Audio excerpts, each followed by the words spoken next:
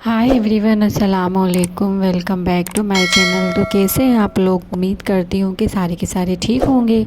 अल्हम्दुलिल्लाह आप सबकी दुआओं से मैं भी बिल्कुल ठीक हूँ।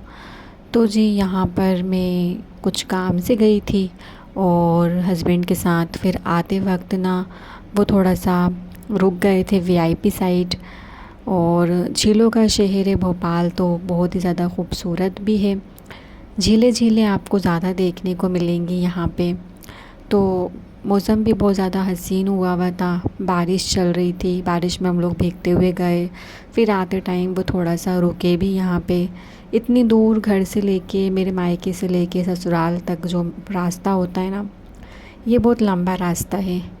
अगर कुछ नहीं तो इसमें हस्बैंड वाइफ एक दूसरे से नॉर्मली बात भी कर सकते हैं, मौसम को एंजॉय भी कर सकते हैं।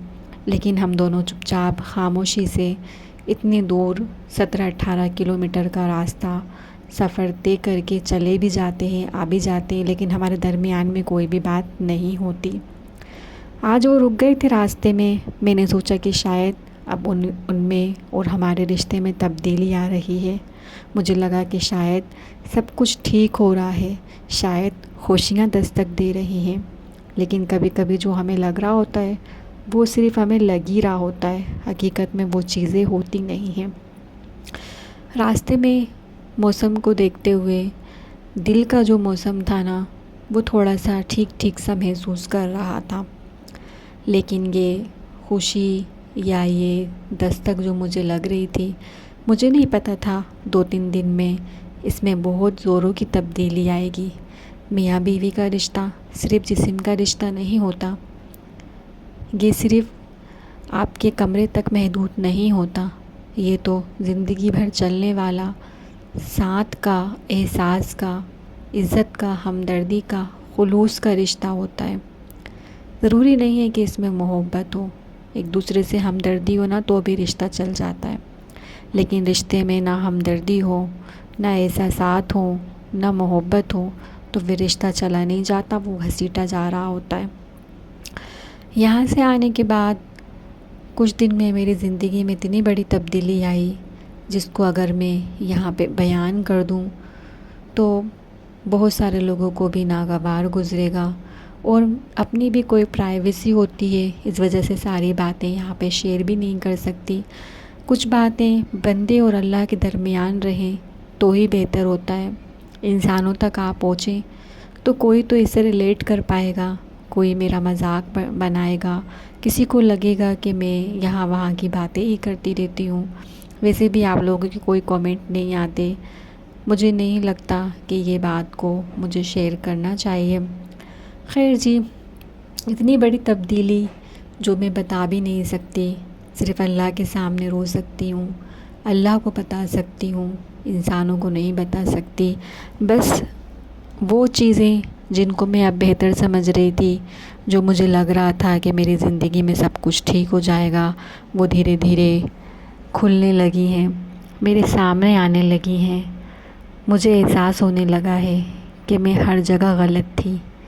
जिस इंसान के बारे में मैं बरसों सोचती रही, जिसको मैं दुआओं में मांगती रही, जिसका ना होना मुझे खलता था और मेरी दुआ में हर वक्त उसके नाम के आंसू बहते थे।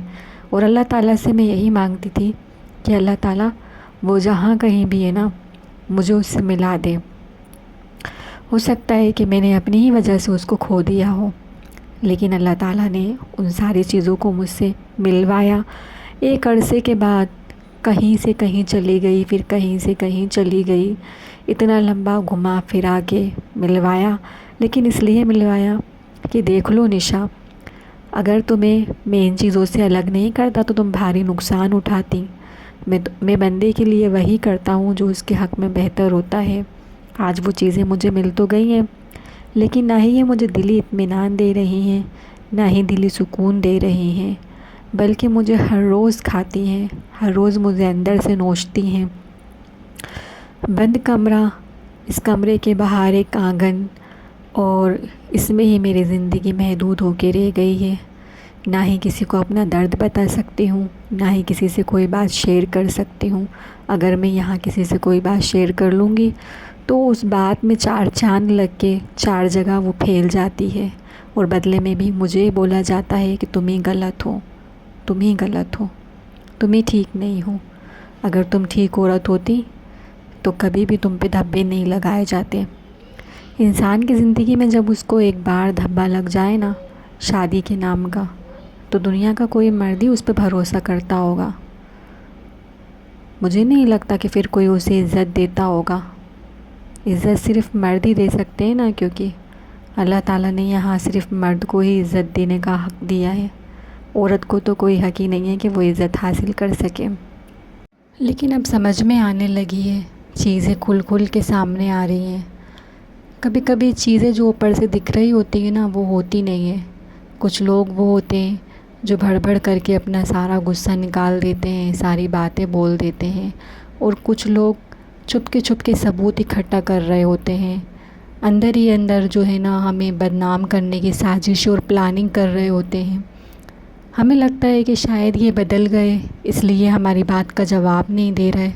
ہو سکتا ہے کہ ایک سال میں کچھ تبدیلیاں آ گئیں، ہو سکتا ہے مجھ سے ہمدردی ہو گئی ہو، یا ہو سکتا ہے محبت نہ ہوئی ہو لیکن میری عادت ہو گئی ہو، لیکن ایسی بات نہیں ہے۔ جب چیزیں میرے سامنے کھلیں تو مجھے سمجھ آیا کہ جو چیزیں میں سمجھ رہی تھی وہ بالکل بھی نہیں تھیں، بلکہ میرے نام کے ثبوت اکٹھا ہو رہے تھے، میرے نام کی سازشیں ہو رہی تھیں، میرے نام کی ریکارڈنگیں ہو رہی تھیں، میرے نام کے پرچے لکھے جا رہے تھے، اور پھر دھیرے دھیرے کر کے سب چیزیں میرے سامنے آ گئیں۔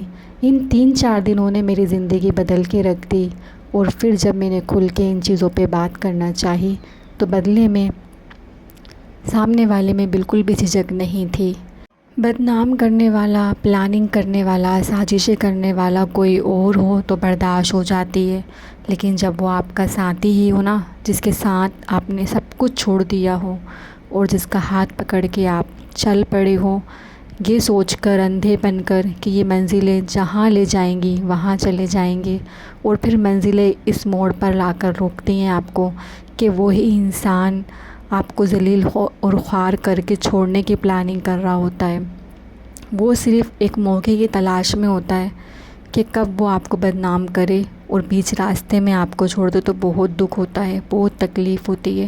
اللہ تعالیٰ نے مرد کو اور عورت کو میاں بیوی کے رشتے میں باندھ کر یہ بتایا کہ تم دونوں جو ہو نا، 2 جسم ایک جان ہو، ایک دوسرے کے لیے عزت ہو، ایک دوسرے کو اللہ تعالیٰ نے مرد کو اور عورت کو، میاں بیوی کو جو ہے نا لباس بولا ہے قرآن پاک کے اندر۔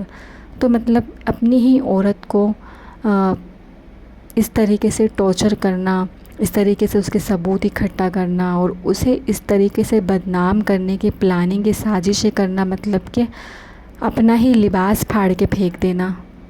آج میں یہاں ہوں، کل پتہ نہیں، اللہ جانے مجھے وقت اور قسمت اور حالات مجھے کہاں لے جائیں۔ ہو سکتا ہے کہ جو صبر میں کر رہی ہوں وہ ایک دن ٹوٹ جائے، ہو سکتا ہے یہ برداشت جو ہے، یہ آنسو جو ہیں یہ ختم ہو جائیں، کیونکہ انسان کی سہنے کی بھی اپنی ایک لمٹ ہوتی ہے، اور ہر انسان کی عزت جو ہوتی ہے نا، عزت نفس، اس کو بہت زیادہ عزیز ہوتی ہے دنیا کی نظر میں، چاہے وہ پھر کتنا ہی گرا ہوا ہو، کتنا ہی زیادہ گیا گزرا ہو، لوگ اسے عزت نہ دیتے ہوں، لوگوں کی نظر میں اس کی کوئی اہمیت اوقات نہ ہو، لیکن اپنی نظر میں اس کی بہت زیادہ عزت ہوتی ہے، اور سیلف رسپیکٹ جیسی نام کی بھی کوئی چیز ہوتی ہے نا۔ بس اگر وہ کسی دن اس کو اگر گالی پڑی اور کسی نے اگر وہ جھنجھوڑ کے رکھ دی تو پھر برداشت نہیں ہوتا انسان کو۔ تو اللہ تعالیٰ سے صبر ہی مانگتی ہوں کہ اللہ تعالیٰ میری جیسی تمام بہنوں کو صبر دے جو سفر کر رہی ہیں اپنے ریلیشن شپ میں، اور اتنی زیادہ مطلب پریشان ہیں کہ ذہنی مریضہ ہو چکی ہیں، کیونکہ یہ چیزیں دیکھنے میں بہت ایزی لگتی ہیں۔ بڑے بوڑھوں کا کہنا ہوتا تھا کہ وہ تو شادی چیز ہی ایسی ہے، لوہے کے چنے ہیں سسرال، اس کو چبانا آسان نہیں ہوتا، لیکن وہ تو کہ یہ والی چیزیں ہٹ جاتے تھے، لیکن یہ اتنی آسانی سے کہہ دینا اور اس کو سہنا بہت زیادہ